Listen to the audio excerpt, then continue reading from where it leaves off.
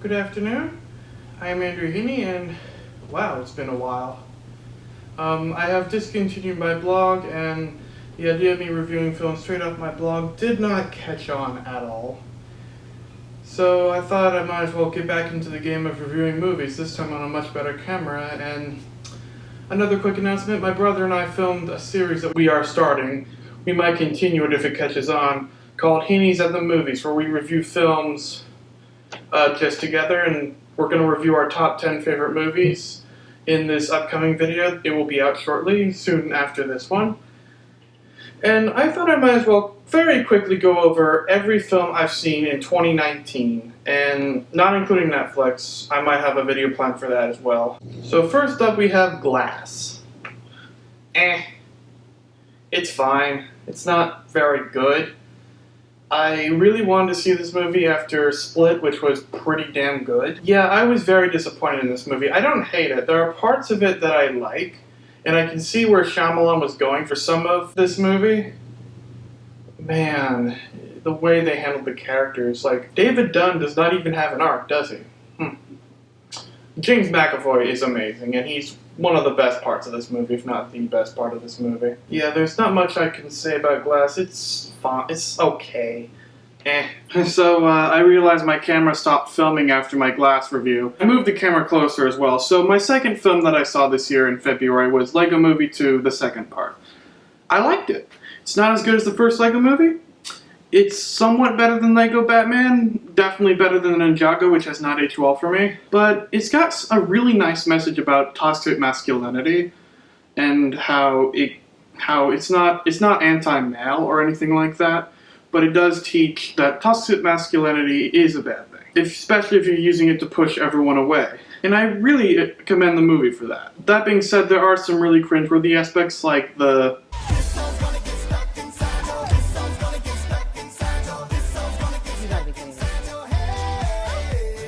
gosh, that was grating as fuck. Now, that being said, I did like this movie, and I'd give it a generous 7 out of 10. The next film I saw, How to Train Your Dragon 3, The Hidden World. Or just The Hidden World, I don't know. I loved it. It's one of my favorite movies of this year. Incredible animation, great characters, amazing art direction, as usual. This is just what you expect from the How to Train Your Dragon franchise. That being said, I do think this is probably the worst out of all three of them. The other two I give like a 9 out of 10. This one's more like a solid 8. But yeah, I really loved it. It's a very fitting conclusion. The trailers are very spoilery, so I wasn't a fan of that. Next we have Captain Marvel. Regardless of the controversy surrounding this film, I still didn't like it. It was very below average in almost every department, except the art direction and even the de-aging effects. Those were pretty damn good. Like the sets, the costumes, the makeup, and also, like I said, the de-aging effects are really good. Everything else in the movie was just bad. Like, it's so dull, it's so by the numbers. I really did not like it. In fact, I liked it a lot less the second time I saw it, so I'd give it probably a 4 out of 10. It's closer to a 5 than a 3, though. Jordan Peele's Us. Yeah, I really liked it. I don't say it's definitely not as good as Get Out. Absolutely not. But this is a pretty solid movie. It's got some great characters, great commentary on the U.S. government. It's really funny, funnier than I thought it would be. But it's also, it's not, I won't call it scary because it didn't scare me that much, but it is very thrilling. What was next? Dumbo. Yeah, no, don't recommend it. It's bad. It's really dull, really forgettable. I don't remember much about this movie except I really did not enjoy seeing it, so 4 out of 10. Shazam. I like this movie. It's probably the best DCEU movie, not by far, because I think Wonder Woman's pretty close to it. Although most of the film is really well done. In fact, one of the best things about this film is that it, aside from the really impressive acting, is that it transitions between two different tones really, really well, and I commend the movie for that. There's some things that I didn't like as much, like the score is really forgettable, the cinematography is passable, and the story is not that great, but I enjoyed everything else. The villain is a great villain. Really well done. Really liked him. He's one of the best. He's probably the best out of these new DC villains, and better than most of the MCU villains, with some exceptions. And I really like this movie. I give it a 7 out of 10. If any of the things I mentioned earlier were slightly better, like the cinematography, the score, and the story were better, if any of those were better, I'd give it an 8. In fact, if all three were better, I'd give it a 9. But still, I really liked it. Highly recommend it. Hellboy. Yeah, no. Bad. Bad movie. Probably the worst movie I've seen this year. Yeah, I really did not like this movie. David Harbour is great as Hellboy. The directing is fine. Some of the acting is fine. This movie's bad. The CGI is awful. I mean, the makeup's good. I'll give it that. But wow, is this bad CGI. Yikes. Missing Link, the new Laika Studios movie. Really charming. I don't think it's a great film. In fact, my 7 out of 10 rating is pretty generous, but I did like it. It's got a pretty fine-ish story, but the animation's incredible, and I just found it to be really charming and a likable movie. It was nice. The 7 out of 10 is more generous than some of the other 7s on this list. Avengers Endgame. Yeah, this is an amazing film. This is definitely my favorite MCU movie. Not really by far, but I loved it. Great payoff to a great series. It's got some problems. The editing is not very good, especially the between scenes in the second act. The way the pacing in the first act is pretty slow, but other than that, I've got absolutely no problems. It's so satisfying. It's so well done. I adored it. I know a 9 out of 10 is a little... I do feel it might be a little high. I might bump it down to an 8 in the future, but it is closer to an 8 than a 10. And that's a higher score than I've given any of the other MCU films, honestly. But it's definitely my favorite MCU film, tied with Infinity War, which is close. Pokemon Detective Pikachu, it was fine. It's better than I thought it would be. The director, Rob Letterman, is not a very good director, but he impressed me. This is also probably the best video game movie of all time. That's not saying much. But I liked it. It's pretty good. Ryan Reynolds' voice acting is better than I thought it would be. In the trailers, he just uses his Deadpool voice, but he's a little bit better in this. John Wick Chapter 3 Parabellum. Parabellum? He's great. It's great. I love it. I know the internet has a huge boner over Keanu Reeves, and I kind of do too. Oh, fuck, that came out wrong. Yeah, but Keanu Reeves is great in this movie. One of my favorite moments in the entire trilogy, and this is just about as good as any of the movies in the trilogy. The best part of this movie is probably the first 15 minutes, where it's just non-stop fighting without any guns. It's just done so, or at least John Wick is not shooting any guns. I really like the part where he hits a horse on the butt and it kicks a guy in the face. I also like the part where he kills a guy with a book. I know, it's technically spoilers, but come on, it's the first 5 minutes of the movie. But I loved it. It's really well done, really well shot too, and perfectly edited. Just like the other two movies, which I give the same score, an 8 out of 10. Aladdin. It's a movie. Will Smith as the genie's the best part. Will Smith as the genie's the best part. He adds a lot of charisma and charm and wit to an otherwise incredibly bland movie. Like, if it wasn't for him, I'd give it a 4 or a 3, honestly. Everything else, except for maybe Naomi Scott and Guy Ritchie's directing, which, I gotta say, that's a pretty bizarre choice for a Disney movie, but still, it's not half bad. It's okay. I don't recommend it, but it's not really terrible.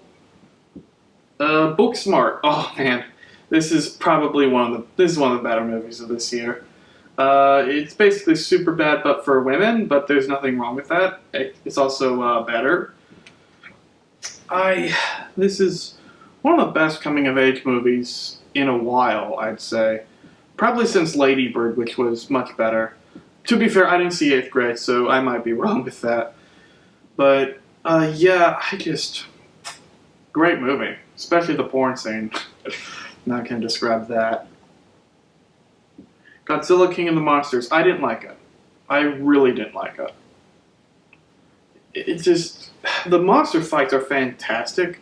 Everything else is just terrible. It's really dull. The visuals, they tried. There's some colors, but the color palette itself is not that good. It's actually kind of dull once you get used to it. The characters are just awful. Yeah, I didn't like it. 4 out of 10. X-Men Dark Phoenix. More like dark piece of...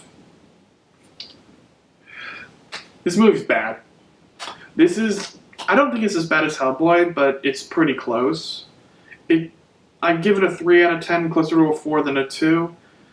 But it's so mediocre, so painfully mediocre. And the story is just terrible. In fact, the whole script is just garbage, but James McAvoy is the best part of this movie. In fact, the whole acting, not the directing. I didn't like the directing, but the acting is the best part of this movie. It's just so dull. Like, there's no life to this movie at all. Rocket Man.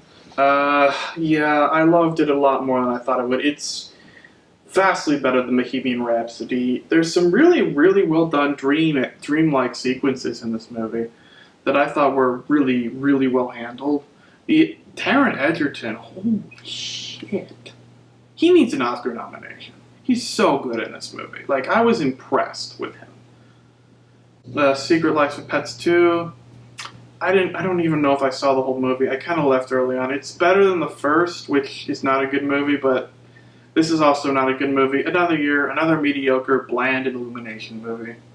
Whatever. 4 out of 10. Toy Story 4. Yeah, this is probably the worst out of all the Toy Story movies. That being said, it's fantastic. This 9 out of 10 I'm giving it, it's closer to an 8 than a 10. The first one and the third one are like solid 9s, and the second one is a 10. This one's a more generous 9, but I really loved it. It's probably the best movie I've seen this year so far. But it's just such an amazing film. It's got incredible animation, wonderful characters, even though some of them are gratuitous. The voice acting is phenomenal. The dialogue is brilliant. Like, the script is really tight, aside from, again, some gratuitous characters. I really love this movie. It's just adored. I adored it. One thing it did that was really novel is, this is spoiler territory here. One thing it did that was really novel is not really having villains. But it had an antagonist, but it wasn't really a villain. It's handled surprisingly very mature. Danny Boyle's Yesterday. Yeah, I feel like Danny Boyle has lost a bit of relevance. I love him as a director, but that's the only reason why I saw this movie. That and the concept, and those are the good things about this movie. I do feel like, although it's not a bad film, he's trying a little too hard to impress audiences again. And I don't know about the box office returns, but I don't think it's doing that well. I was not impressed with this movie. It's fine. 6 out of 10. Annabelle Comes Home. Yeah, another mediocre Conjuring movie. There's not much else to say. So Spider-Man Far From Home is the last film I've seen this year, and I really, really love it. I like it more than Homecoming. It's just a great movie. And aside from some bland cinematography and a forgettable score, which is a trope way too common in Marvel movies that aren't called Thor Ragnarok, Black Panther, or Guardians of the Galaxy Volume 1 and 2. Yeah, aside from those, aside from those problems, and a pathetically predictable twist, aside from that, it's just a solid movie. I really, really love it. And yeah, the 2 end credit scenes of this movie are game-changing, pretty much. Oh man, the reveals are so well done, and Jake Gyllenhaal is fucking amazing.